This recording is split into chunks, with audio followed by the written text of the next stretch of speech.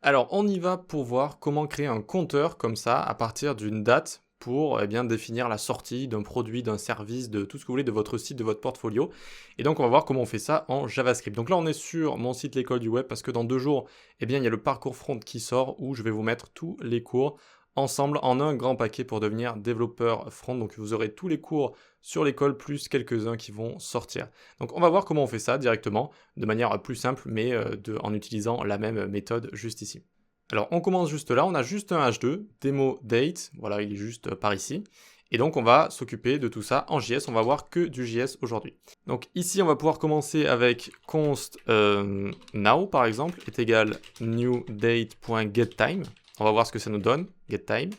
Et donc, ensuite, on va avoir également const, countdown date, par exemple, est égal new date. Et là, ce qui va être différent, c'est qu'on va donner une date, par exemple May 1 2021, .getTime également. Alors, qu'est-ce qu'on vient de faire ici? Pourquoi on utilise new date, etc. Eh bien, d'abord, on va se loguer tout ça, ce sera plus facile pour le comprendre. Donc, hop, qu'est-ce que c'est que ce bazar? Qu'est-ce que c'est que ces énormes nombres qu'on a juste là? Eh bien, il a été défini une date en JS pour pouvoir justement mieux travailler avec les dates. C'est le 1er janvier 1970, si je dis pas de bêtises. Et donc, newDate.getTime, donc notre date actuelle, c'est le nombre de millisecondes qu'il y a eu depuis le 1er janvier 1970. Et là, c'est la date où on veut aller. C'est le 1er mai 2021. Donc forcément, vu qu'on n'y est pas encore, eh bien, elle sera plus grande que la date de maintenant. Okay, et donc, c'est pour ça qu'on a un nombre ici qui est légèrement plus grand que celui-là. Donc on a bien une différence entre les deux, et cette différence, on va pouvoir du coup calculer à partir de cette différence le nombre de jours, le nombre d'heures, le nombre de minutes, de secondes, etc. etc. Ok? Donc les deux partent en fait de cette même base du 1er janvier 1970, mais il y a une des deux dates qui va plus loin que l'autre, d'accord? Qui va plus loin que l'autre, et donc à partir de cette différence, on va pouvoir faire tout ce qu'on veut et découvrir tout ce qu'on veut. Donc ça, on peut le mettre en commentaire, tac. Alors je vais pas trop zoomer aujourd'hui, désolé pour ceux qui sont sur portable, mais sinon les calculs, ça va donner n'importe quoi. Ok, donc on peut se mettre ça en commentaire, voilà. Et donc maintenant, on va avoir cette fameuse distance, const distance base est égal countdown date moins now. Ok, donc on a cette fameuse distance en millisecondes. Et à partir de là, on peut calculer par exemple les days, les jours qui restent. Math.floor, donc ça arrondit à l'entier inférieur. Si on a 5,7, ça nous donne 5. Si on a 5,2, ça nous donne 5, etc. Et donc on va avoir distance base divisé par 1000 fois 60, fois 60, fois 24. Logons, ici, pour voir s'il nous reste des jours jusqu'au 1er mai. Il nous en reste 2, ok? Et donc vu qu'aujourd'hui on est le 28, eh bien il nous reste bien 2 jours jusqu'au 1er mai et quelques heures, d'accord? Et donc qu'est-ce que c'est que ce calcul? C'est un jour en millisecondes. 1000 fois 60 secondes, fois 60 minutes, fois 24 heures. Et donc ça vous donne un jour en millisecondes. Donc on divise cette distance qui nous reste, qu'on a en millisecondes, par un jour en millisecondes. Et donc ça nous donne le nombre de jours. Et on peut continuer pour le reste. Donc const hours est égal math.floor. Pareil, mais là ça va être un petit peu différent. Distance base modulo ce qu'on a juste au-dessus. Alors 1000 fois 60 fois 60 fois 24. Et le tout sera divisé par 1000 fois 60 fois 60. Pourquoi on fait ça? Pourquoi on fait un modulo? Pourquoi ici, eh bien, on est obligé de diviser ici 1000 fois 60 fois 60 par le reste? C'est ça que ça veut dire, un modulo, c'est le reste d'une division. Donc là, c'est le reste de la division de distance base par le nombre de jours en millisecondes, parce que finalement, c'est le nombre d'heures qui reste. On n'a pas envie d'avoir le nombre d'heures total.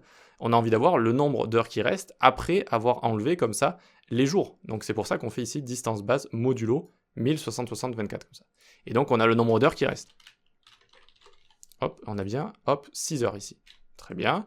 Et on peut continuer, après on va avoir les minutes et les secondes. Donc math.floor ici, donc pareil, du coup, distance base modulo, cette fois 1000 fois 60 fois 60, juste, et pas fois 24, d'accord, donc par rapport aux heures.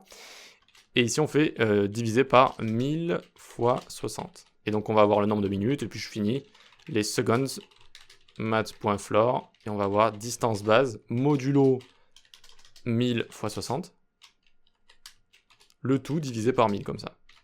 Ok? Et donc ici, eh bien, on a fini par avoir tout ce qu'on veut. On peut faire notre chronomètre comme ça. Tac. Notre compteur, on a bien 2 jours, 6 heures, 23 minutes, 52 secondes. Voilà. Et si on actualise, évidemment, eh bien, ça va actualiser les secondes ici. Vous voyez que hop, ça actualise comme ça. Ok, donc maintenant on a envie d'afficher tout ça dans notre H2, donc on va pouvoir venir le sélectionner, on peut le sélectionner ici également si on veut. On va plus le faire en haut parce qu'après on va créer une fonction, donc on va plus faire ici. Const ici, texte par exemple, est égal document.querySelector, et puis on va prendre notre H2, tout simplement. Et donc ici on va faire un text.inner text à l'intérieur est égal, on ouvre les backticks, et on va avoir days, et puis on met un petit J après pour les jours. Ensuite on va avoir, c'était quoi après, hours, on va mettre H, et ensuite on va avoir minutes, on va mettre M, et ensuite on va avoir ici les seconds, comme ça, et on va mettre S directement. Ok? Et donc on a bien comme ça, on a bien notre compteur qui est juste ici, et qui fonctionne, et qui s'actualise. Et regardez, on va passer à la minute en dessous. Hop, on est bien passé à la minute en dessous, comme ça. Ok, très bien, mais ici, ce n'est pas très dynamique, c'est-à-dire que ça ne se met pas à jour tout seul, ça se met pas à jour tout seul. Et donc pour ça, on va devoir utiliser cet intervalle. Mais avant, ici, tout ce qu'on a, on pourrait le mettre dans une fonction. Vu qu'on va le réutiliser, je vais mettre fonction getChrono par exemple. Et donc je vais prendre tout ça, regardez. Hop. Et je vais le mettre à l'intérieur. Et puis je peux même me prendre ça que j'ai ici. Hop. Et je vais le mettre juste là. D'accord? Et donc juste là, je vais me laisser la sélection du H2. Et là, je vais avoir ma fonction getChrono. Et donc si je l'appelle une fois, regardez ce qui se passe. Hop, ça fonctionne, ça l'appelle une fois et donc ça va toujours me faire ce que j'avais précédemment. C'est important de bien séparer toute sa logique en JS dans des petites fonctions, on essaye, qui servent juste à faire une chose. Donc là, on calcule le temps et on affiche comme ça. Et donc, on va pouvoir utiliser maintenant un intervalle. Donc, on va venir ici, se le créer. Const countdown interval est égal cet intervalle. Tac. Pourquoi je l'ai mis dans une constante ? En fait, j'ai mis dans une constante ce que retourne cet intervalle. Vous ne savez peut-être pas, mais cet intervalle, cette méthode retourne son index. S'il y en a 3, par exemple, je vais avoir plusieurs index. Le premier va avoir l'index 1, 2, 3, comme ça. Okay, et ça va nous servir à supprimer les intervalles si on en a envie, avec leur index, comme ça. Donc ici, en second argument, je lui passe 1000 millisecondes. Donc ça va être appelé toutes les 1 seconde. C'est-à-dire que cette fonction ici, callback, va être rappelée toutes les 1 seconde, comme ça. Très bien. Et donc, à l'intérieur de cette fonction callback, elle va exécuter elle-même getChrono directement. Regardez. getChrono. Et donc, regardez maintenant, hop, ça fonctionne. Ça fonctionne. En fait, ça va juste refaire ça à chaque fois. Ça va, tac, tac, ça va le refaire à chaque fois, comme ça. Et donc, le fait d'avoir encapsulé tout ça dans une fonction nous permet d'avoir quelque chose de beaucoup plus clean, comme ça, et donc de beaucoup plus efficace. Ok ? Et voilà comment on fait un compte à rebours. J'espère que ça vous a plu. Alors, je vous mets le code source juste ici. Vous avez juste à le recopier. C'est pas trop long. Il faut juste faire attention au calcul. Sinon, si vous avez besoin d'entraide ou si vous voulez entraider des gens aussi, vous pouvez nous rejoindre sur le Discord, ou si vous voulez parler de développement web, d'entrepreneuriat, etc. On fait tout ça sur le Discord. Il y a également des défis si vous voulez vous mettre à l'épreuve et faire des petites créations d'interfaces, d'animation, où on utilise plusieurs technos. Eh bien, vous pouvez aussi trouver tout ça sur le Discord. Allez, rejoignez également la newsletter, suivez mes cours et on se dit à la prochaine. Ciao!